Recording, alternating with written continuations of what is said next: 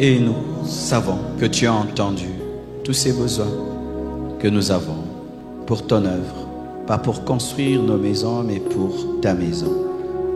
Tu es le Dieu grand, le pourvoyeur, El Shaddai, Jéhovah Jireh, le Dieu de toute suffisance, notre pourvoyeur. Jésus-Christ, je te prie de bénir ce message, je te prie de parler à chacun de nous, je te prie de nous changer par ta force et par ta puissance, et accorde-moi l'onction pour dire ces choses. J'ai ainsi prié. Amen. Gloire à Dieu. Le thème de mon message ce matin, nous sommes debout, nous allons lire la parole de Dieu. Le thème de mon message ce matin, c'est comment devenir une source de bénédiction. Dis ça à ton voisin de gauche, ton voisin de droite, ton voisin de devant, celui de derrière, seulement celui qui te sourit. Amen. Nous allons lire Genèse 12, versets 1 à 2. Genèse 12, 1 à 2. La Bible dit: L'Éternel dit à Abraham, va-t'en de ton pays, de ta patrie, de la maison de ton père, dans le pays que je te montrerai. Je ferai de toi une grande nation, et je te bénirai. Je rendrai ton nom grand, et tu seras une source de bénédiction. Le deuxième verset, Luc 13, versets 6 à 9. Luc 13, 6 à 9. Vous y êtes? Il dit aussi cette parabole. Un homme avait un figuier planté dans sa vigne. Il vint pour y chercher du fruit, et il n'en trouva point. Alors il dit au vigneron, voilà 3 ans que je viens chercher du fruit à ce figuier, et je n'en trouve point. Coupe-le. Pourquoi occupe-t-il la terre inutilement? Le vigneron lui répondit, Seigneur, laisse-le encore cette année. Je creuserai tout autour, et j'y mettrai du fumier. Peut-être à l'avenir donnera-t-il du fruit, sinon tu le couperas. Que Dieu bénisse sa parole. Asseyez-vous, s'il vous plaît. Notre grand thème depuis octobre, novembre et jusqu'en décembre est le combat de la foi. Et je suis en train de parler de pourquoi obtenir une totale délivrance. Et parmi ce que j'ai enseigné, j'ai dit qu'il faut obtenir une totale délivrance parce que c'est sans cela tu ne peux atteindre ta destinée parfaite. Et aujourd'hui, je parle de ta destinée parfaite. Pourquoi Dieu t'a créé? Pourquoi tu existes? Pourquoi tu es là? Pourquoi tu es sur cette terre? Certains ne savent pas pourquoi ils existent. C'est pourquoi ils prient mal, ils cherchent mal et ils ne trouvent pas. Un homme qui ne sait pas pourquoi il est sur terre est un échec. Est un échec, tu peux te battre, bouger beaucoup, faire beaucoup de choses. Si tu ne sais pas pourquoi tu existes, tu échoueras certainement. Nous sommes sur la terre pour devenir des sources de bénédiction. Dieu t'a créé pour que tu sois une source. Dieu t'a créé pour que ta vie bénisse d'autres vies. Dieu t'a créé pour que ta vie bénisse ta famille, bénisse ton quartier, bénisse ton église, bénisse ta nation, bénisse ton continent et bénisse le monde. Qui croit cela? J'ai un iPad, c'était fait par un Américain, ça bénit un Congolais. Ça quitté. Les États-Unis, c'est tombé dans les mains d'un Congolais. Son intelligence a béni le monde entier. Une source de bénédiction. Dans la vie, il y a 3 niveaux. Il y a un niveau dans la vie qui est le premier niveau où tu n'as rien. Et ainsi, tu ne donnes rien. Et là, je parle sur le plan matériel parce que sur tous les autres plans, nous avons toujours quelque chose. Dieu ne crée aucun homme vide. Amen. Hein? Si j'ai rien dans mes poches, c'est pas que j'ai rien en moi. Je peux avoir l'intelligence, la sagesse, la connaissance, l'expérience, une grâce, un talent. Joseph était prisonnier, il n'avait rien. Il avait un don d'interpréter les songes. Mais comme aujourd'hui nous sommes dans un culte où nous parlons finance, nous parlons développement aussi dans ce domaine-là que nous ne devons pas négliger, il y a une étape dans la vie où tu n'as rien, $0 dans tes poches, dans ton compte en banque. J'ai connu cela. Il fut un temps, je venais à l'église, j'avais l'onction, j'avais la parole, je pouvais être disponible pour transporter les chaises, pour prêcher, gagner les âmes. Mais quand il fallait cotiser, donner les offrandes, j'avais rien. J'étais un étudiant, j'habitais chez mes parents, j'avais rien. Et je ne donnais rien financièrement. Mais ce n'est pas parce que j'avais rien et je donnais rien financièrement que je n'avais pas le rêve un jour de pouvoir soutenir l'œuvre de Dieu. Il y a un temps où tu es un arbre sans fruits. On vient, on ne trouve rien, c'est beau. Il n'y a rien. Mais tu es un arbre, mais sans fruits. Deuxièmement, il y a un temps où tu as quelque chose, mais tu ne donnes rien. C'est l'étape de l'égoïsme, où tu gagnes quelque chose, tu as un salaire, tu as des affaires, mais personne ne bénéficie de ce que tu as.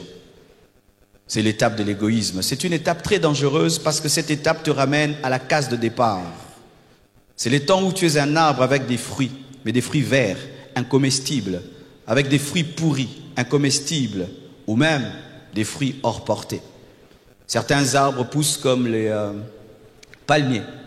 Ils s'élèvent en hauteur, 4, 5, 10 mètres, et au sommet là-bas, ils portent du fruit. Matin, viens cueillir. Alors si tu n'es pas fort, tu n'auras jamais. Et il y a des gens comme ça, il faut être fort pour que tu aies quelque chose de lui. Il faut que tu sois fort. Donc tu dois marcher même 2 ans pour qu'il puisse te donner quelque chose. Des palmiers, des frères palmiers. Dis à ton voisin, ne sois pas un frère palmier. Faut matanzete penza, au lieu qu'il escalier. Alléluia. Vous avez déjà vu comment est-ce qu'on grimpe sur le palmier? Ah, il faut de la technique. Hein. J'ai vu, on prend un fil là, tu t'attaches, et puis tu attaches à la corde, et tu manges comme ça. Et rien que pour avoir son fruit. Il y a des frères palmiers. Pour que tu aies. Aïe, aïe, aïe. Mais il y a la troisième étape. C'est lorsque tu deviens une source de bénédiction. C'est-à-dire que tu es béni, et non pas seulement béni. Tu as des fruits, mais des fruits qui sont mûrs, comestibles et disponibles. Je ne sais pas si vous avez des fois des voisins, ils ont un manguier et le manguier traverse la parcelle et va tomber chez vous et les fruits sont chez vous. Donc tu prends seulement comme ça. Qui aime des arbres pareils? Ah, j'aime ces arbres-là. Alléluia. Qui ont chez eux un arbre, quand il y a la pluie là, les fruits tombent. Ah, j'aime le manguier qui est chez moi à la maison, donc ça tombe de soi-même. Ah, gloire à Dieu. Donc si je veux une mangue, je n'ai même pas monté sur l'arbre. Quand il y a seulement le vent, tu attends, tu vois. Que Dieu te fasse grâce, que tu sois comme le manguier qui est dans ma parcelle. Alléluia. Mais bien aimés frères, c'est ça ta vraie destinée. Devenir une source de bénédiction. J'ai cité Abraham. Tout mon message aujourd'hui ne sera que sur Abraham parce qu'il a reçu vraiment la promesse, pas seulement d'être béni. Dieu ne veut pas te bénir. Il veut que tu sois une source de bénédiction. Comment parvenir à être une source de bénédiction? Je ne serai pas très long.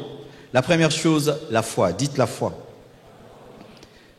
Tout commence par la foi. La Bible dit dans Hébreux 11, verset 8, c'est par la foi qu'Abraham, lors de sa vocation, obéit et partit pour un lieu qu'il devait recevoir en héritage et qu'il partit sans savoir où il allait. La foi.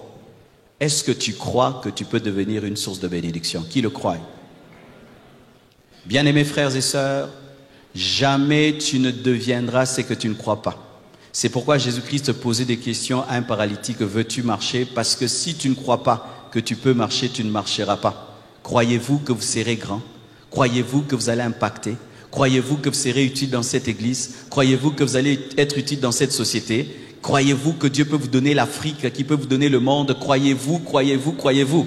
Et dans le domaine de la foi et de la confession, mes frères, parler que tu es riche, que tu es grand, ne te donnera pas des impôts parce que tu as dit que tu es riche et c'est gratuit. Il n'y a pas de factures parce que tu as dit que tu es grand. Dites, parlez, parlez, parlez. Amen. Hein? La foi. Si tu ne crois pas que tu seras grand, tu ne le deviendras pas. Tu dois croire. Abraham croyait qu'en quittant une terre qu'il avait maîtrisée, avec un Dieu puissant, il allait maîtriser une terre qu'il ne maîtrise pas. La foi. Dieu peut te dire, quitte le Congo, va en Chine. Et en Chine, tu ne connais personne. Tu ne parles même pas chinois. Mais Dieu te dit, là-bas, tu seras un homme d'affaires. La foi. Tu y vas, tu deviens grand. Tu restes au Congo, tu échoues. La foi. La foi, mes frères et sœurs, ce n'est pas tout le monde qui réussira à Kinshasa. Certains, vous devez aller en province. J'ai rencontré un pasteur à Kolwezi. Mes frères, Kolwezi, il allait mieux que les pasteurs quinois que je connaissais à Kolwezi. Et aujourd'hui, Kolwezi d'ailleurs vient encore de se développer. Amen. Hein? Tu ne vas pas dire que lui, il est dans un village. Il est au lieu de sa destinée. La foi. Est-ce que tu crois que tu seras grand? Mes frères et sœurs, être humble, ce n'est pas manquer de l'ambition. Être humble, ce n'est pas manquer la fierté. Être humble, ce n'est pas manquer la personnalité. Je sens que je dois creuser là. Donne-moi la main, je vais te parler. Vous savez, il y a une fausse humilité qu'on nous enseigne. Hein? C'est moi, je ne suis rien, je ne suis rien. Non, moi je suis quelque chose. Je suis le temple du Saint-Esprit. Je suis un oint de Dieu et j'ai un grand futur. Mais souvent, nous avons une fausse humilité. Je ne suis rien, je ne veux rien. Manquer d'ambition, ce n'est pas de l'humilité, c'est de la lâcheté. Manquer de la fierté, ce n'est pas de l'humilité. Amen. Hein? C'est un manque de personnalité. Jésus-Christ avait de la personnalité. Amen. Hein? Il parlait aux Sadducéens, il parlait aux pharisiens. Lorsqu'on a dit à Pierre qu'il était ivre, il a dit « Je ne suis pas ivre ». Il n'a pas dit par humilité « Non, je ne suis pas ivre, il est 12 heures ». Mes frères et sœurs, beaucoup de personnes ont des rêves et des ambitions avant de se convertir. Une fois qu'elles se convertissent, elles attendent le ciel. Pourquoi? Parce qu'on vous prêche mal l'humilité. L'humilité, c'est quoi? C'est reconnaître ta valeur et dire, c'est Dieu qui l'a fait. Frère, tu es intelligent. Non, je ne suis pas intelligent. Merci beaucoup. Tu es beau. Merci beaucoup. Oh non, je ne suis pas beau. Oh, je suis beau. Je suis beau. Je suis bien habillé ce matin. Donnez-moi la main, je vais parler. Des fausses humilités. Quand tu t'es regardé, je sais que j'ai concordé ma chaussure avec ma ceinture, avec ma montre. Je sais, je l'ai vu. Je l'ai vu. C'est pas que je l'ai pas vu. Je l'ai vu. Et je l'ai fait sciemment. Mais des fausses humilités. Frère, mais c'est bien ta chaussure avec ta montre et ta ceinture. Oh, laquelle? Laquelle? Il n'y a rien. Oh, hypocrite que tu es.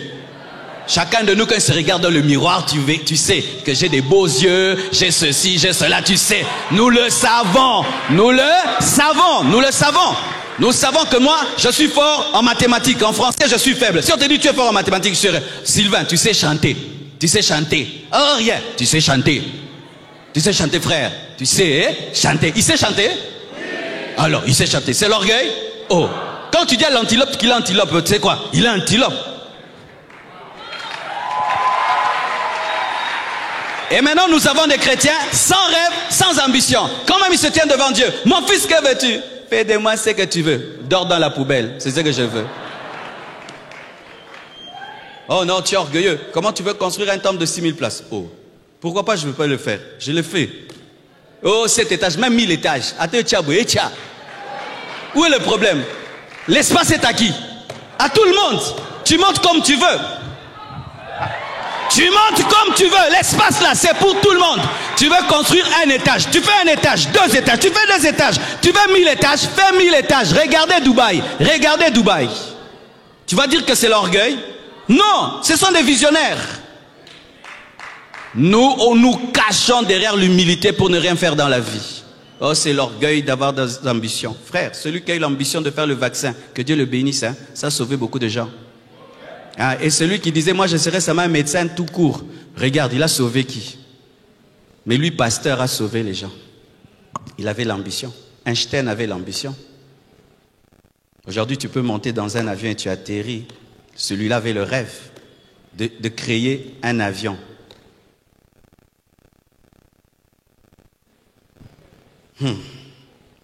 Évoluons. La foi. Deuxième chose, l'alliance. Dites ça, alliance. Abraham est devenu source de bénédiction parce qu'il avait une alliance avec le Dieu Tout-Puissant. Dans Genèse 15, versets 18 à 21, la Bible dit, en ce jour-là, l'Éternel fit alliance avec Abraham et dit, je donne ce pays à ta postérité, depuis le fleuve d'Égypte jusqu'au grand fleuve, au fleuve d'Éphrate. Il fit alliance avec Abraham et il lui promit des choses. Dans l'alliance, il y a 2 choses. Il y a les droits et les devoirs. Tu fais, je fais. C'est un contrat. Et un contrat n'est pas fait que des droits. Il est aussi fait de devoirs. Souvent avec Dieu, nous avons un problème, c'est que nous nous concentrons sur nos droits et nous oublions nos devoirs. C'est vrai, Dieu a promis à Abraham qu'il allait faire de lui une grande nation, qu'il allait lui donner une terre, mais Abraham ne devait pas adorer des faux dieux. Abraham devait obéir à Dieu. Mais nous, qu'est-ce que nous faisons? Nous continuons à adorer des faux dieux, mais nous réclamons à Dieu d'accomplir ses promesses. Tu vois le problème? Quelle est la part que tu dois réaliser dans le contrat que tu as avec Dieu? Aucun homme sur cette terre ne peut devenir grand sans une alliance, soit avec Dieu, soit avec Satan. Et quand tu fais une alliance avec le diable, tu dois accomplir les clauses de l'alliance, mais aussi avec Dieu. Le problème, c'est que les chrétiens sont négligents dans leur alliance avec l'Éternel et ils pensent que Dieu accomplira sa part. Le Seigneur t'a dit que tu seras un grand homme. Oui, c'est sa part du contrat. Mais ta part, tu dois être humble. Alléluia. Maintenant, toi, tu développes l'orgueil, mais tu veux que Dieu fasse de toi un grand homme. Non, Dieu ne va pas accomplir sa part. Parce que dans les clauses, il y a ce que Dieu doit faire et ce que tu dois faire. Mes frères et sœurs, même dans la Nouvelle Alliance, nous avons des devoirs. J'aime des choses dans le Nouveau Testament. Le grand Paul, l'enseignant de la grâce, il dit « Je traite durement mon corps ». Ah, dans le Nouveau Testament, tu dois aussi traiter durement. Oui, il doit traiter durement son corps. Mais souvent, qu'est-ce qui arrive? Au nom de l'alliance, nous disons à Dieu « Dieu fait tout, moi je vais dormir et je vais me réveiller, Dieu accomplit sa part ». Bien-aimés, ce matin, deux choses sont en train de vous bénir, Dieu et un homme, vrai ou faux? Si je dis Dieu, tu m'as appelé, c'est toi qui fais tout. Prêche à ton peuple, nous avons adoré, tu es présent, alléluia, prêche, alléluia Jésus.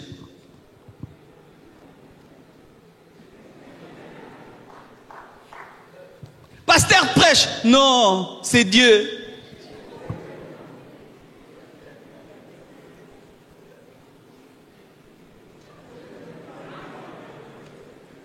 Tu as entendu quelque chose? Mais quand Marcelo tient le micro, Dieu commence à parler. Dieu commence à parler. Pourquoi? Dans la nouvelle alliance, nous sommes co-travailleurs, co-ouvriers avec Dieu. Tu travailles, Dieu travaille. Tu travailles, Dieu travaille. C'est pourquoi il nous dit, allez, faites de toutes les nations mes disciples. Mais Dieu peut convertir le monde entier, mais nous devons parler. Ton problème, c'est quoi? Tu as reçu les promesses de Dieu, tu es allé dormir. Et tu te réveilles, tu lis les cahiers des promesses. Hein? Moi, je serai ceci, hein? Moi, je deviendrai cela. Il y a aussi ta part. Dans cette prédication, il y a la part de Dieu et la part de l'homme. Ma femme a vu, j'étais en train de préparer la prédication. À 4 heures du matin, je me réveille. Je lis le message, je relis. C'est que je suis en train de vous prêcher, je l'ai écrit comme un professeur d'université. Je peux te sortir ça, je t'imprime ma prédication. Alléluia. Il y a le point 1, le point 2, le point 3, le point 7. Certaines choses me viennent maintenant, mais d'autres, c'était déjà venu. Là, je suis dans un mode vomissement. Mais il y a des gens qui, même dans le ministère, ne préparent rien. Pasteur, qu'est-ce que tu vas prêcher? Ah, ça va sortir là-bas, ça sortira. Ndeko, Oroteya, 1 heure du temps on te donne. Après 10 minutes, tu n'as plus rien à dire. Tu commences à raconter, on dit le corbeau et les renards sur un arbre perché. Mais oui, j'ai déjà vu ça. J'ai déjà vu ça, des gens négligents dans le ministère qui attendent de devenir des grands pasteurs avec des grandes églises, mais ils ne peuvent pas se donner la peine d'étudier la Bible, de prier, et ils s'attendent à donner des grandes prédications au hasard. On ne prêche pas bien au hasard. Une prédication bonne, ce travail se prépare. Et ça dans tous les domaines de la vie, mon frère. Tu es footballeur, tu dois accepter de faire les tours du stade. Amen. Hein? Tu es un mécanicien, tu dois accepter d'être sous les camions. Alléluia. Tu es médecin, tu dois accepter de toucher le sang. Alléluia. Dans tous les domaines de la vie, il y a la part de Dieu, la part de l'homme. Je serai grand, oui. Tu fais ta part, Dieu fait la sienne. L'alliance. Mon frère, si tu n'as pas une alliance avec Dieu, tu ne seras pas grand. Parce que sur cette terre, il y a le prince de ce monde qui règne. Et si tu n'as pas celui qui est au-dessus de lui, tu seras sous sa coupe. Troisième chose, la sensibilité. Dites sensibilité. Genèse 22, verset 1. La Bible dit ceci. Après ces choses, Dieu mit Abraham à l'épreuve et lui dit, Abraham, et il répondit, me voici. Abraham avait la capacité d'écouter Dieu.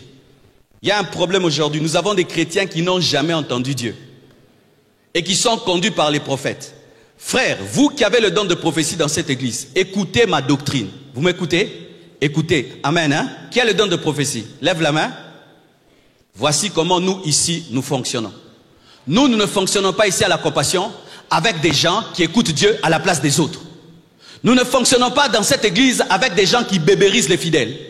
Voici comment il faut faire. Si une fois un frère vient vers toi, frère, qu'est-ce que Dieu t'a dit? Tu peux lui dire Dieu a dit, Dieu a dit. Mais quand tu vois, ça devient une habitude, il devient dépendant de ta prophétie, ne lui prophétise plus. Tu vas prier, non, paix soit en côté. Alléluia, c'est ça que nous formons ici dans cette église. Nous ne formons pas des gens qui dépendent des prophètes. Amen. Hein? Et si, dans le secret, vous fréquentez des prophètes qui écoutent Dieu à votre place, vous aurez un problème. Le jour que le prophète va voyager, il sera lobat hors périmètre cellulaire. Donne-moi l'amen. Soyons sincères, même dans le domaine prophétique. Est-ce que tout le temps on a des prophéties? Soyons sincères entre nous qui prophétisons. Des fois, je ne vois rien, je n'entends rien. Mais Dieu peut te parler tout le temps. Abraham pouvait écouter Dieu et obéir à Dieu. Mon frère, si tu ne sais pas écouter Dieu, comment tu seras une source de bénédiction? Parce qu'il faut entendre la voix de Dieu qui te dit quitte Ur de Chaldée pour aller en Canaan. Mais toi, tu n'entends pas Dieu. Quand vous priez, mes frères, ne priez pas en parlant tout le temps. Des fois, arrêtez-vous de parler, restez calme pour qu'il vous parle. Soyez sensibles aux songes. Certains vous oubliez les songes. Écrivez les songes si vous les oubliez facilement. Croyez que Dieu peut vous parler par une voix audible, par une voix intérieure.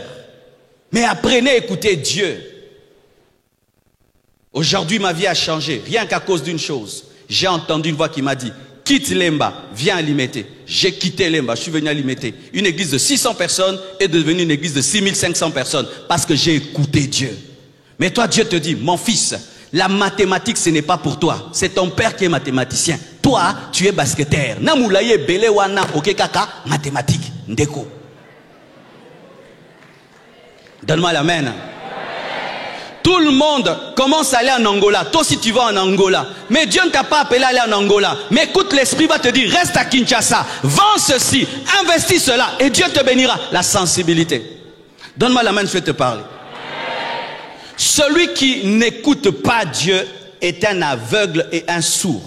Et voici comment les aveugles marchent. Ils marchent en tâtonnant. Il ne voit rien. Et il est sourd et il est muet. Et il ne voit rien. Et il cogne ici. Et la chair, il vient. Et les trous. Ah, il passe. Il a pris combien de temps? Mais celui qui voit directement, il va. Mais lui, il va d'abord aller ici, là. Ce sont les personnes dirigées par les temps et par les circonstances. Si pour que Dieu te dirige, il doit utiliser les temps et les circonstances, tu es un aveugle et tu es un sourd. Et voici maintenant ce qui va t'arriver. Tu vas aller en Angola. Là-bas, on va te taper. Quand on va te taper, on t'arrête. On veut te tuer. Tu fouilles à Kinshasa. Mais tu reviens avec un repassage. Bah, repassage que Moukongo na prison. Et la Biki. Mon Biki, moi, j'ai combien d'années? 10 ans en retard.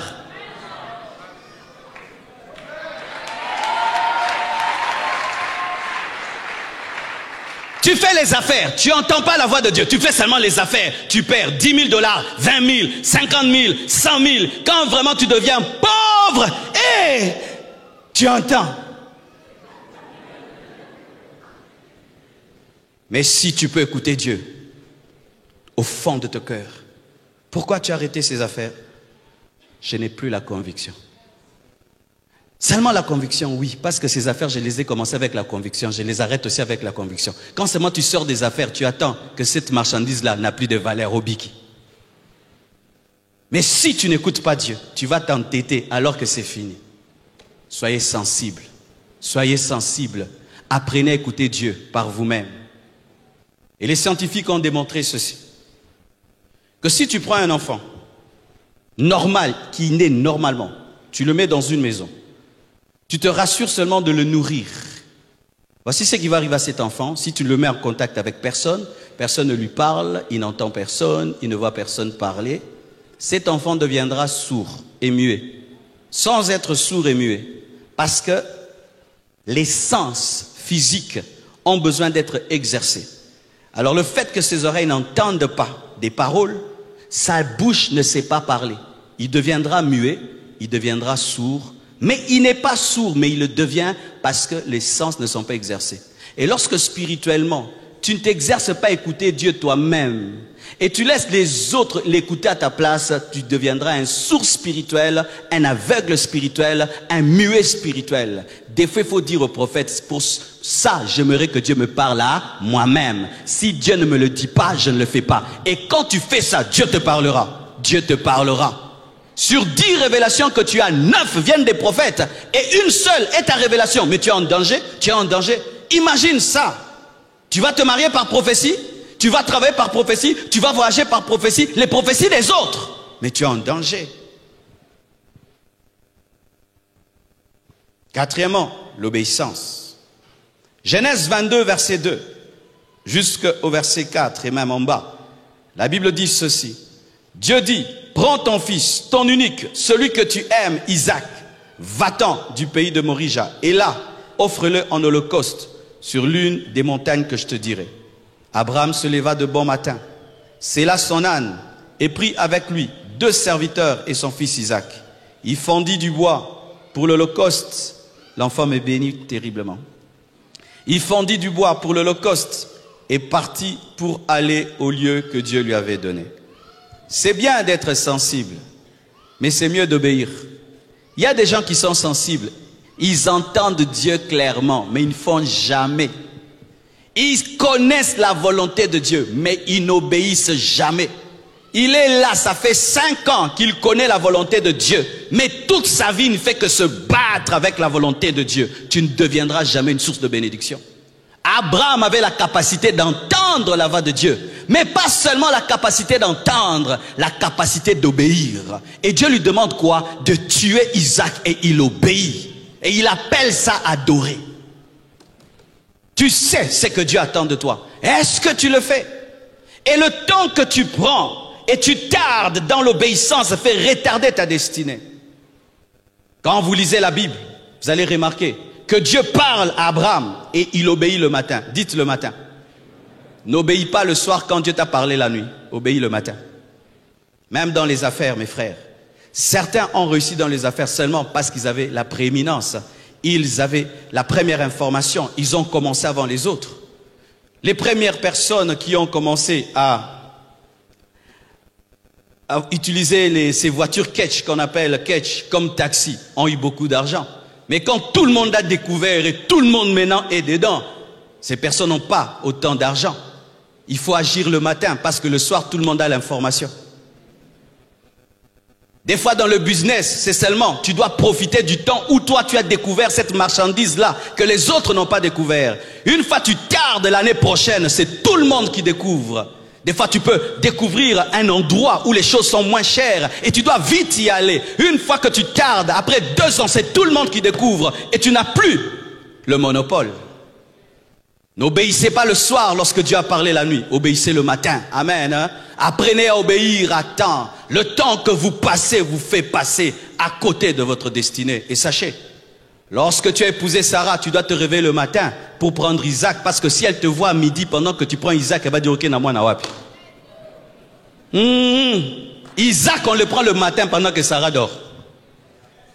Mais toi, tu veux prendre Isaac pendant que Sarah te voit. Vous allez discuter et il va te remplir de compassion. Tu vas changer d'avis. Pendant que Sarah dort, prends Isaac le matin. Dites le matin. Les grands hommes agissent le matin. Ça, c'est un principe. Tu veux connaître les grands hommes? Va seulement le matin. Qui est réveillé? La plupart des hommes qui influencent la terre se réveillent le matin. Et ça dans toutes les disciplines, pas seulement le spirituel, dans tous les domaines, les sportifs, les politiciens, les professeurs, les pasteurs, et tout, et tout, et tout. Les hommes qui influencent la terre, ils se réveillent souvent avant les autres. Ils aiment avoir des moments où personne ne les dérange. Et c'est quand? Le matin. Le matin. Même dans le domaine du ministère, tu te réveilles à 12h, à 12h, à 12h tous les jours, tu n'auras pas un grand ministère. Tu dois te réveiller lorsque tout le monde dort pour être seul avec Dieu. Jésus se réveille avant tout le monde pour influencer. Alléluia. Tu te réveilles à quelle heure? Tu obéis à quelle heure? Certains, ça fait 4 ans que Dieu vous a dit ça. J'aimerais même le témoigner. C'est vrai que nous sommes arrivés à Limité ici il y a 9 ans. Mais je savais qu'il fallait venir plus tôt. Oui. On me disait ça et Dieu me le disait, va là-bas. Mais je disais, mais comment j'irai à Limete? Moi j'ai grandi à Lemba, j'ai grandi à Lemba. Déjà l'église est grande, faites très attention. Ce qui est bien est l'ennemi de ce qui est meilleur. Oui, parce qu'une église de 600 membres, quand même, c'est une grande église. Mais c'est une petite église par rapport à une église de 20 000 membres. Parce que cette compassion deviendra même 20 000, 30 000, 40 000. Mais ton problème, c'est quoi? C'est que tu t'attaches à ce qui est bien alors que le plan de Dieu, c'est ce qui est mieux. Je vais te choquer. Vous savez qu'Abraham était déjà riche en Ur de Chaldée? Oui. Abraham, quand il a quitté Ur de Chaldée, il a dit qu'il avait des troupeaux. Donc il était déjà riche en Ur de Chaldée, mais il n'avait pas Christ. Il avait des brebis et des bœufs. Quand Abraham a quitté Ur de Chaldée, il avait des bœufs. Il les avait déjà lorsqu'il adorait des faux dieux. Mais il n'avait pas Isaac qui devait engendrer Christ. Alors si tu te contentes de ce que tu as, tu ne verras pas ce que tu peux avoir. C'est pourquoi beaucoup de gens restent dans la moyenne alors qu'ils peuvent être excellents. Un homme a dit, tire sur le soleil et si tu le rates, tu tireras sur les étoiles. Mais si tu tires sur les étoiles, tu tireras sur rien. Je vais expliquer. Qui a déjà joué aux fléchettes ici? Les jeux là où on lance sur quelque chose de rouge. Qu'est-ce qu'il y a? Il y a la pointe rouge. Autour, il y a 9, et puis il y a 7, et puis il y a 6, il y a 3. Si tu calcules le rouge, tu peux tomber sur le 9 et sur le 8. Mais si tu calcules le 8, tu vas tomber dehors.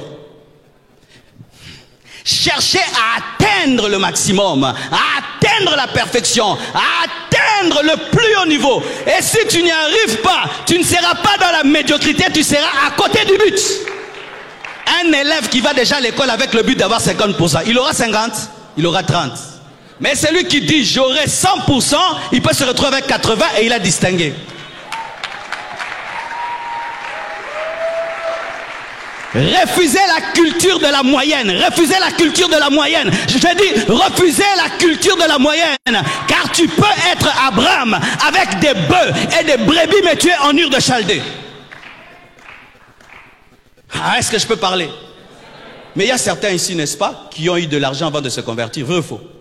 Mais oui, il y a des païens qui sont venus, qui ont cru en Jésus, mais il avait l'argent. Il avait des maisons et des biens. Mais ces biens-là n'ont pas Christ. Il n'y a pas Isaac. Ils ne se sont pas contentés de dire j'ai déjà l'argent, je n'ai pas besoin de Dieu. Non, j'ai les finances, mais je ne suis pas riche, parce que la richesse c'est d'abord l'esprit. Visez des hautes choses. Visez toujours des grandes choses. Faites toujours les choses très très bien. Amen. Hein? De sorte que même si tu as raté, tu dis j'avais fait de mon mieux. Amen. Hein? Oh, et si marité, nasalaki makasi nyonso mutakoki ko sala. Pour simba, so simité donc il fallait pas qu'il simba. Po nga penza na nga na kufa. Amen. L'obéissance. Obéis. Ne dis pas seulement Dieu m'a parlé. Ne te glorifie pas de toutes les révélations que tu as. Ne te glorifie pas de toutes les fois que Dieu t'a parlé. Est-ce que tu obéis? Cinquièmement, un cœur d'adorateur. Genèse 22, verset 5, la Bible dit, et Abraham dit à ses serviteurs, restez ici avec l'âne. Moi et le jeune homme, nous irons jusque-là pour adorer. Qu'est-ce qu'il appelle adoration? Offrir son fils. Il appelle ça adorer Dieu. Non, c'est tuer. Il devait dire, je vais à la montagne tuer mon fils. Il dit non, nous allons adorer. Malgré que Dieu lui demande quelque chose de difficile, il continue à aimer Dieu parce qu'il avait un cœur d'adorateur. Il aimait Dieu plus que tout. Il aimait Dieu plus que lui-même. Comment tu peux devenir une source de bénédiction lorsque tu es un adorateur? Lorsque Dieu regarde en toi, il n'y a pas d'idole. Il n'y a rien que tu aimes plus que lui. Sachez mes frères et sœurs, les hommes qui ont comme Dieu eux-mêmes ne deviennent pas des sources de bénédiction parce que lorsqu'ils deviennent des sources de bénédiction, elles commencent à faire des chantages aux autres. Je t'ai fait ça, je t'ai fait ça, je t'ai fait ça. Lorsque tu fais du bien aux gens par amour, tu ne le chantes pas. Amen. Tu ne le chantes pas. Mes frères et sœurs, est-ce que je peux chanter à mon fils ce que je fais pour lui? Oh, oracle, je te nourris. Oracle, je t'habille. Oh, mais tu ne peux que me nourrir et m'habiller. Amen. Hein? Mais il y a des parents qui chantent ça à leurs enfants. Je vous habille, je vous nourris. Eh, ngatinda kiyo zwazem.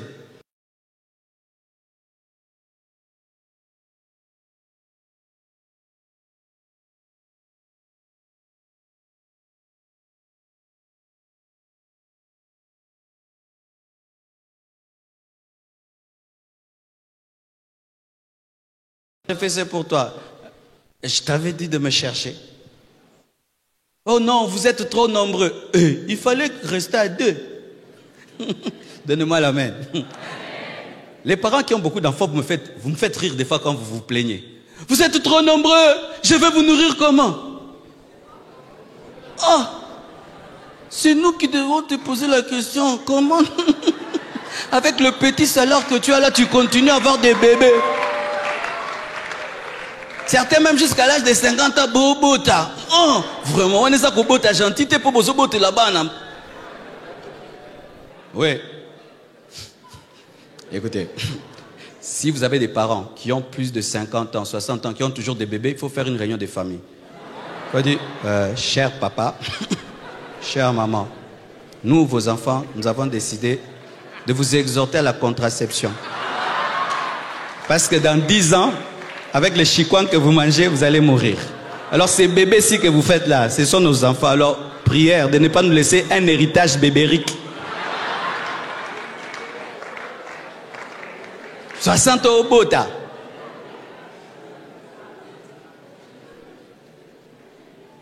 Moi, j'ai clôturé déjà, vous savez. Ouais, j'ai clôturé. À moins que Dieu vraiment m'impose un Samuel ou un enfant vraiment. Mais moi, j'ai clôturé. Hein. 3 enfants, tout est accompli. La Trinité. Ah, j'entends quelqu'un aussi. J'entends des gens. Oh non, si Dieu donne, il faut prendre. Oh, tu es un qui perd. Oh, si Dieu donne, Dieu donne. Dieu donne comment? Hein? Vous qui dites Dieu donne, expliquez-moi, Dieu donne comment? C'est pas vous qui allez chercher. Oh, Dieu donne, Dieu donne. Dieu a fait le miracle de Marie dans le ventre de ta femme. Oh, Dieu a donné. Tu as cherché.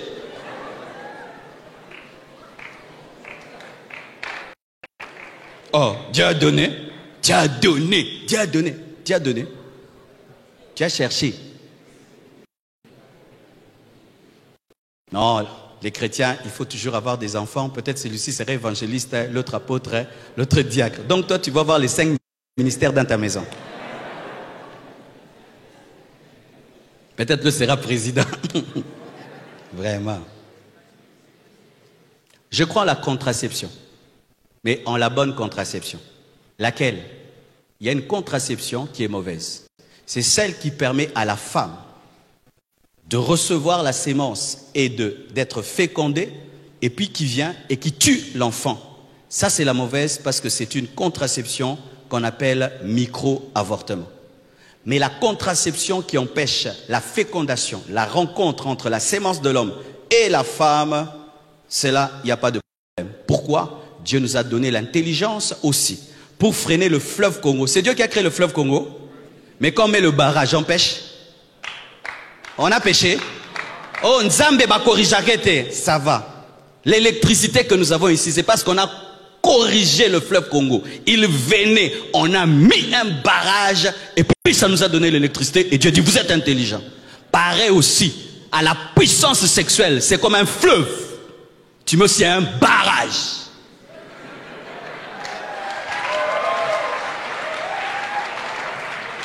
Et ça te donne l'électricité, le temps pour servir hein, Dieu. Parce que si la femme tout le temps enceinte, elle va servir Dieu hein, comment? Barrage, électricité. Give me amen. Pour le reste, voyez des médecins. Amen. Dites seulement, notre pasteur a prêché, il a dit, il y a 2 sortes. Il y a 2 sortes. Amen. Parce que à l'église, on ne doit pas seulement prêcher et éviter certains détails. Amen. Hein? Parce que je connais dans l'église, bébé moko bozo lingate. Pasteur, zemi on est ça moi bien. Nini. Ah, zemi mususu pasteur, zemi mususu. Et quand ça bi à Barcelone contre Real, bi mususu, bi mususu, bi mususu.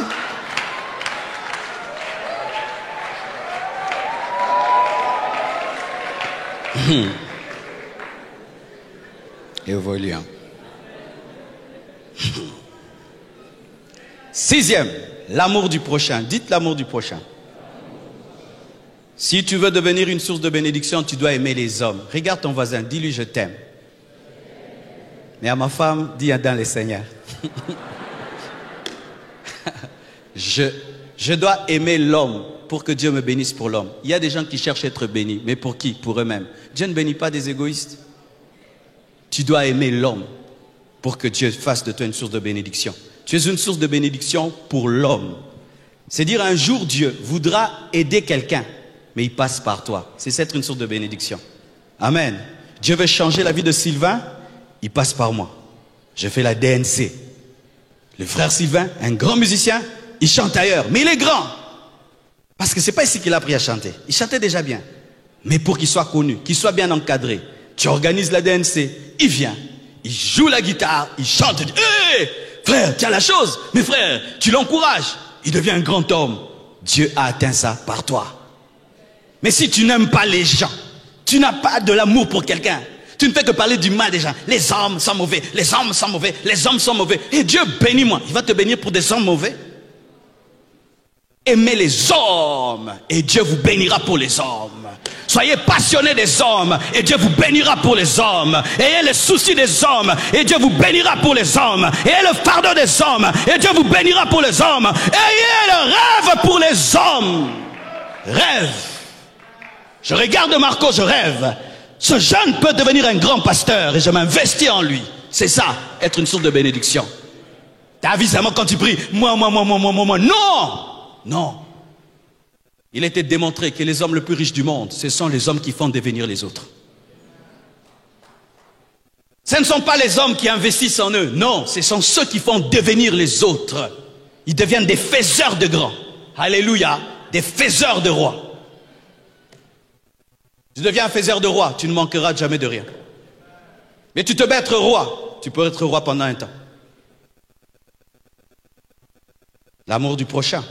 Dans la vie d'Abraham se prouve où? Dans Genèse 14, versets 21-24. Le roi de Sodome dit à Abraham, donne-moi les personnes et prends pour toi les richesses. Abraham répondit au roi de Sodome, je lève la main vers l'Éternel, le Dieu très haut, maître du ciel et de la terre. Je ne prendrai rien de tout ce qui est à toi. Pas même un fil. Là, c'est l'orgueil. C'est la personnalité. Alléluia. Il est orgueilleux. Mais si moi je te dis, je ne prendrai rien de toi, même pas un fil. Personnalité.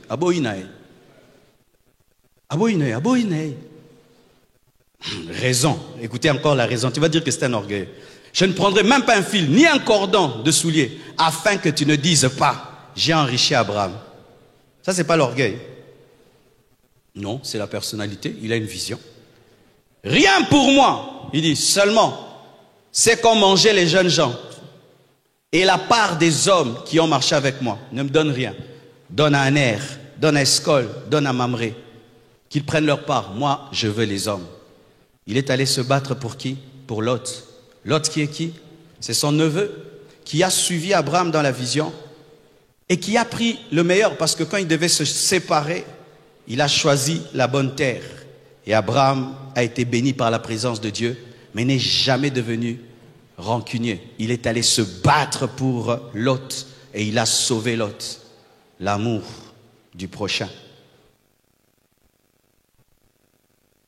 Septièmement, le détachement des biens. Il a refusé les richesses de Sodome pour se contenter de prendre ce qui est à son armée. Mon frère, les gens qui aiment l'argent n'ont pas l'argent. Et si tu as l'argent et tu aimes l'argent, l'argent te détruira. Mais ceux qui se servent de l'argent ont toujours l'argent parce que l'argent est un esclave dans leurs mains. Il a un détachement par rapport aux biens. On lui dit entre les hommes et l'argent. Qu'est-ce que tu veux? Il dit je veux les hommes. Prenez les biens. Mais je vais te donner des biens. Il dit non, je n'ai pas besoin de l'argent de Sodome. Je n'ai pas besoin de l'argent du diable. Dites, je n'ai pas besoin de l'argent du diable. Je n'ai pas besoin de l'argent de Sodome. Alléluia. Pour que tu refuses des pactes avec Sodome, des pactes avec Satan, tu dois avoir un désintéressement face à l'argent. Avant de faire un pacte avec le diable, on est d'abord cupide. Amen. Hein? La cupidité précède le pacte avec le diable. Tu vois ton ami qui est devenu magicien, occultiste, vérifie bien dans votre enfance, il aimait beaucoup l'argent. Quand il était à l'université, il parlait de l'argent. Pourquoi tu étudies? Pas pour aider le pays. Je vais être riche, je vais être riche, je vais être riche, je vais l'argent, je vais l'argent. Le jour qu'on lui a proposé l'occultisme pour devenir ministre, il a accepté. Mais celui qui avait le rêve des hommes et des hommes, Cet homme résiste. Les francs-maçons ont écrit à ce pasteur qui est devenu prix Nobel, c'est sur Internet. Ils ont dit, tu n'es pas franc-maçon, mais nous reconnaissons ce que tu fais. Mais ils reconnaissent qu'il n'est pas franc-maçon. Mais au niveau où il est arrivé, c'est quand on devient franc-maçon, n'est-ce pas? Mais il refuse, pourquoi? Il préfère Dieu que la gloire. Dites Amen. Il est possible de faire des grandes choses sur cette terre sans être un franc-maçon. Je dis, il est possible de faire des grandes choses sur cette terre sans l'argent de Sodome. Donne-moi les hommes, prends ton argent Sodome, mais Dieu me donnera l'argent. Pour terminer, si je ne le dis pas, ce n'est pas un culte d'équilibre. Nous sommes dans un culte d'équilibre. Dites le travail. Regarde bien le Congolais qui est à côté de toi, dis-lui le travail.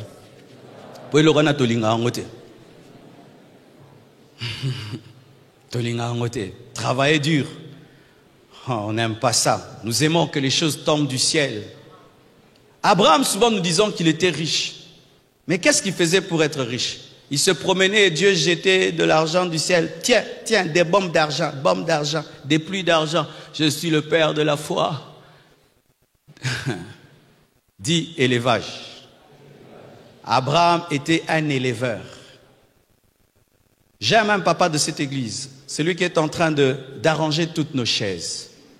Nos chaises, après qu'on les a achetées, comme on tombe dessus, il y a les dos qui s'abîmaient. Et j'ai cherché un jeune homme, je lui ai dit, jeune homme, viens, arrange-nous ces chaises. Le jeune homme là, il n'est même pas millionnaire, il n'a même pas encore une entreprise réelle.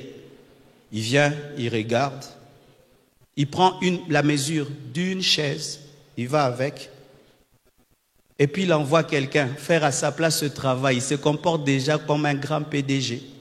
Et celui qui l'envoie nous fait un travail vraiment bâclé, on rend le contrat. À la place, on cherche un autre. Et quand je viens ici au chantier, je le regarde. Cet homme, il entre, il te dit « Bonjour pasteur » et il vient ici. Il est seulement là. Il cause pas, il parle pas. Je ne le vois même pas boire l'eau. Hein. 8 heures, 12 heures, 14 heures. Si vous êtes bien assis là et des chaises avec bien, c'est un papa ici de cette église. Il parle pas. Je dis, il est chinois ou congolais? Congolais. Mais si c'était congolais, Ndenini, Akatinan. Au monde à Kango, ah, danger.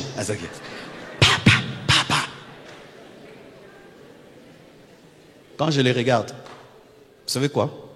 J'ai des projets pour lui. Je dis, un homme comme ça, tu lui confies une chose si simple, il a fait bien. Si je veux faire ça, lui il peut faire ça. Lui, il est en train de faire, il pense que personne ne le voit. Mais on le voit. Et des projets naissent dans les cœurs pour lui. Mais aussi quand on te donne un travail, tu le fais mal, des projets aussi naissent. À l'envers. Tout le monde a un yoso. Nga surtout, na le monaka. N'importe longola oyo a 2 semaines ezara wana na kangi. Je n'ai pas l'hôtel na chao. Na kwea. Je préfère prendre un païen qui va le faire que toi un chrétien qui parle la langue. Va parler la langue à l'église.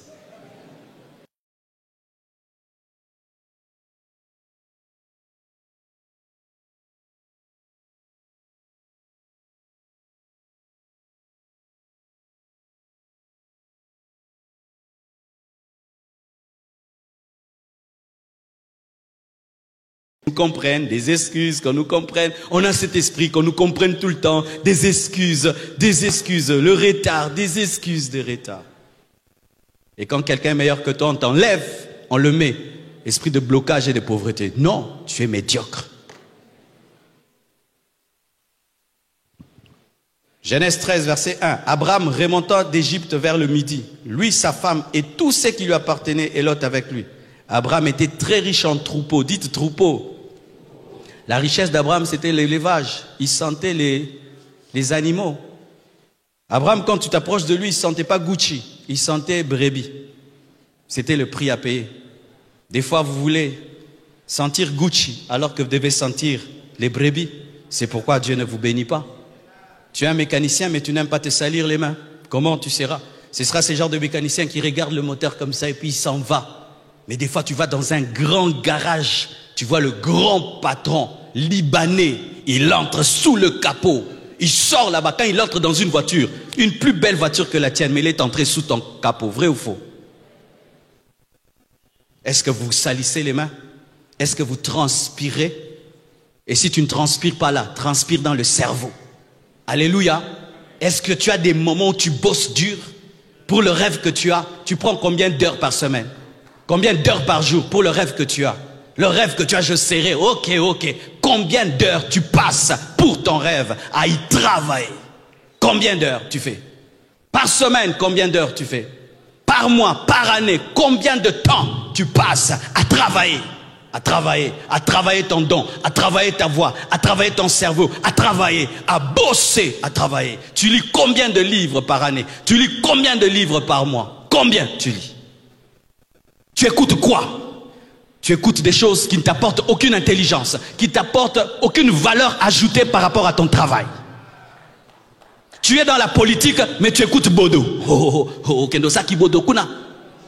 Écoute des Macron, écoute comment il parle, comment il défend, comment il parle, comment il fait des interviews, comment il répond. Mes fils qui viennent me prendre à la porte de l'église, chaque fois que je viens me prêcher, j'écoute un prédicateur. Je viens vous prêcher en écoutant quelqu'un. Je suis venu en prêchant, en écoutant qui Bismarck. Il était invité prêcher où? À Potterhouse, chez T.D. Jakes. Imaginez, déjà méchant. Il était en train d'enseigner pourquoi les Africains ne se développent pas. C'est pas parce qu'il manque la sagesse, mais il manque l'entendement. Ils ne comprennent pas leurs problèmes. Ils sont comme l'Éthiopien qui lit, mais qui ne comprend pas. L'Afrique connaît ses problèmes, mais ne comprend pas ses problèmes. Tu lis, mais tu ne comprends pas.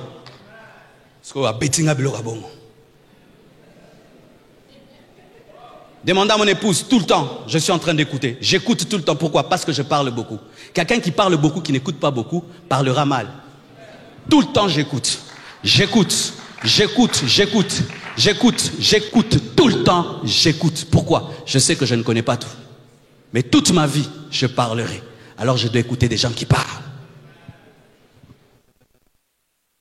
Oh, franc-maçon. Toi tu fais 2 minutes sur ton rêve. L'autre fait 10 heures du temps. Vous aurez la même vie. Dites travailler dur. J'aimerais terminer. J'ai besoin de 7 frères et de 7 sacs. C'est d'interroger l'onction des sacs. Vous allez tourner cette chair et c'est comme ça que je vais finir mon message. 7 sacs et 7 frères, vous allez tourner là. Je vais expliquer quelque chose, on va s'arrêter. Rapidement, s'il vous plaît. Rapidement, mes frères.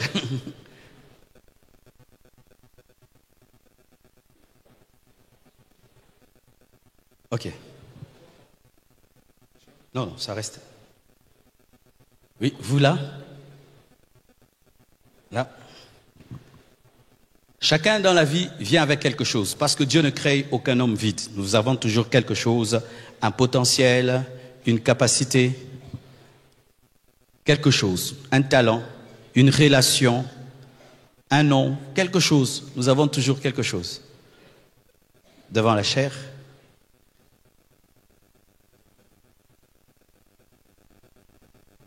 Regardez-moi maintenant. Ça, c'est le cercle de la vie. Dieu nous a créés pour être des arbres qui portent des fruits. Ainsi, la pensée de Dieu, c'est que tu ne gardes pas ce qui est à toi, mais que tu puisses le donner à l'autre. Et on donne à celui qui donne. Amen. Alors, tu vas te débarrasser. Chacun de vous va commencer à se débarrasser du sac. Si on te donne un sac, tu le donnes à l'autre. D'accord? Ça va dans ce sens-ci. Allez-y. Oui, allez-y. Frère, tu gardes les sacs. Ne gardez pas. Prenez. Dieu te bénit, tu bénis l'autre et on te bénit. Dieu te bénit, tu bénis l'autre et on te bénit. Dieu te bénit, tu bénis l'autre, on te bénit. Dieu te bénit, tu bénis l'autre, on te bénit. Dieu te bénit, tu bénis l'autre, on te bénit. Dieu te bénit, tu bénis l'autre, on te bénit. La source, le fleuve, ça continue, ça continue. L'église grandit, la famille grandit, la nation grandit. Ce que tu trouves dans ton laboratoire, tu le donnes au monde entier. Et les gens sont guéris. Ce que tu trouves, tu en fais une entreprise, tu engages les gens et les gens sont bénis. Tu reçois une révélation, tu la partages, les gens sont changés. Dieu te donne de l'argent, tu investis et tu engages les gens. Dieu te bénit et tu entends la voix de Dieu et tu donnes à quelqu'un. Tu donnes dans l'œuvre de Dieu. Tu construis, tu fais des choses, tu fais des choses, tu fais des choses. Mais un jour, le frère dit, ah, Nalembi, tout ce que tu as, bloque ça. D'accord, on continue, mais toi, bloque seulement. On continue. Ce que tu as, tu donnes, mais lui bloque. Ce que tu as, tu donnes, mais lui bloque. Ce que tu as, tu donnes, et lui bloque. Ma beaucoup passé. Ce que tu as, tu donnes, mais lui bloque. Ce que tu as, tu donnes, et lui bloque. Ce que tu as, et lui a tout bloqué. Il a créé un embouteillage spirituel. Quand il y a l'embouteillage, qu'est fait le roulage? Il cherche la voiture qui est en panne. N'est-ce pas? Et il trouve une voiture en panne qui ne roule pas. Qu'est-ce qu'on dit? Longo naba? Bah, longo lio naba la balle. Mais tu n'iras pas avec les sacs. Ce sont les autres. Donne ça. Toi, tu quittes. Tu deviens pauvre, tu rentres à la case de départ dont je vous ai parlé. Et la roue continue. Et la roue continue. Lui, maintenant, il commence à raconter. Quand j'étais, quand j'ai fui, quand on était, hein, nous fûmes, tu conjugues tout au passé. Pourquoi? Un mauvais cœur, un mauvais cœur, un mauvais cœur. Tu n'as pas la sorcellerie, tu as un mauvais cœur. Je dis que tu n'as pas la sorcellerie, tu as un mauvais cœur. Oh, l'esprit de blocage. Non, tu as un mauvais cœur. Et voyez. Et si, par hasard, tous tombaient dans la maladie du frère et que moi, je gardais l'esprit de partage, tous ces sacs seront ici, n'est-ce pas? Et tous vont quitter le terrain, n'est-ce pas? Et maintenant, quand tout ça sera à moi, qu'est-ce qu'ils vont dire? La jalousie va commencer. Les combats inutiles vont commencer. Mon frère, ma soeur, ce n'est pas parce que tu tues Abel que tu deviens Abel. Et ce n'est pas parce que tu envies Abel que tu prendras la place d'Abel. Lorsque quelqu'un est en train d'avoir des résultats là où tu as échoué, tu dois vérifier quel était son cœur pour qu'il ait cela. Frères, sœurs, vous êtes dans une même église. Certains ici sont venus jeunes et Dieu les a bénis. Mais dans tout ce que Dieu leur a donné, ils n'ont jamais rien fait pour cette œuvre. Et d'autres, ils ont fait des grandes choses. Et Dieu bénit ceux qui font tourner la roue. Et ceux qui ne le font pas, Dieu les enlève. Pourquoi? Ils doivent continuer à avancer. Que Dieu vous bénisse abondamment. Merci. Nous sommes debout, nous prions, nous rendons grâce à Dieu pour le message de ce matin et demande à Dieu qu'il fasse de toi une source de bénédiction. Prions au nom de Jésus-Christ de Nazareth.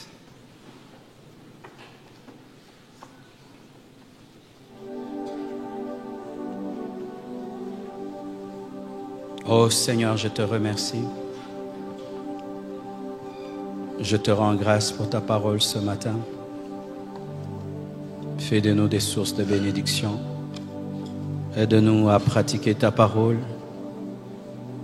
et à prendre Abraham en modèle de foi, d'obéissance, de sensibilité, de travail,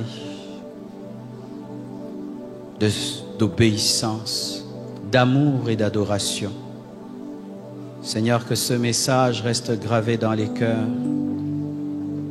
Garde-nous d'être des sources d'embouteillage, des sources de blocage. Fais de nous des sources de bénédiction, Seigneur. Délivre-nous de la paresse, délivre-nous de la négligence, délivre-nous de l'attentisme. Seigneur, donne-nous d'obéir rapidement. Je prie, Père éternel, que tu combles ton peuple de tes bontés et qu'une révolution ait lieu dans nos esprits. Au nom de Jésus-Christ, j'ai ainsi prié. Amen.